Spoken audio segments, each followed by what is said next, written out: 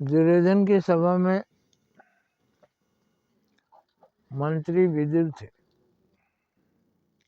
विदुर भी उसी सभा में थे, लेकिन विदुर हमेशा विनम्र थे, भक्त थे, भगवान के न्याय के पक्ष में ही सलाह देते थे। लेकिन कमजोर कौन होता है? जो सिर्फ न्याय का संदेश देता है, उसके पास शक्ति नहीं होती है, तो वो उसकी बात कोई सुनता नहीं।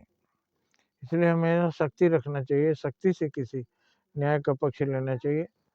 अगर देवता लोग कमजोर हुए तो राक्षसों ने हमेशा स्वर्ग पर अधिकार कर लिया।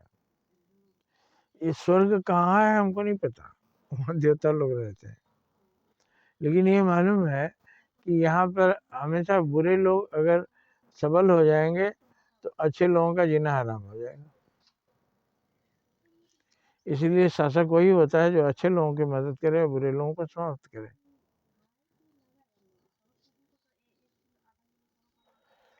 तो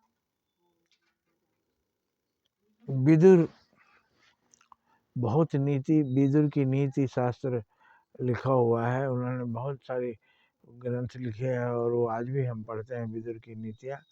तो विदुर वही थे, लेकिन वो उस समान से उससे प्रभावित नहीं थे। जैसे जो रहीम उत्तम प्रकृति का कर सकत कुसंग, चंदन विष व्यापत नहीं लपटे रहत भुजंग। चंदन पेड़ ठंडा होता है, सुगंधी होती है, उसमें उसमें सर्प लिपटे रहते हैं, उनको राहत मिलती है, लेकिन कभी चंदन में विष व्याप्त नहीं होता। इस तरह से विदुर उस सभा में रहते हुए भी जैसे कीचड़ में कमल ऊपर खिला रहता है, उसी तरह थे। कोई भी बुरी चीज़ का समर्थन नहीं, हमेशा अच्छी बातें बोलना और सात्विक भोजन करना। इसलिए भगवान ने दुर्योधन घर मेवा त्यागो, साग विदुर घर खायो।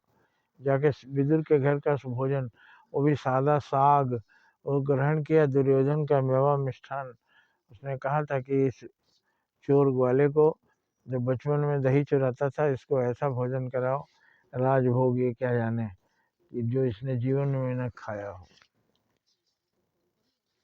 तो इस तरह से हमें भी जीना चाहिए।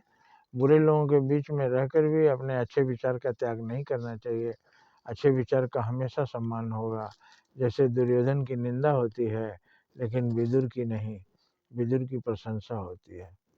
तो हम अच्छे रहेंगे, बुरे लोगों के भी बीच में रहेंगे, तो भी अच्छाई की प्रशंसा होगी। जय हिंद, जय भारत। बंद करो।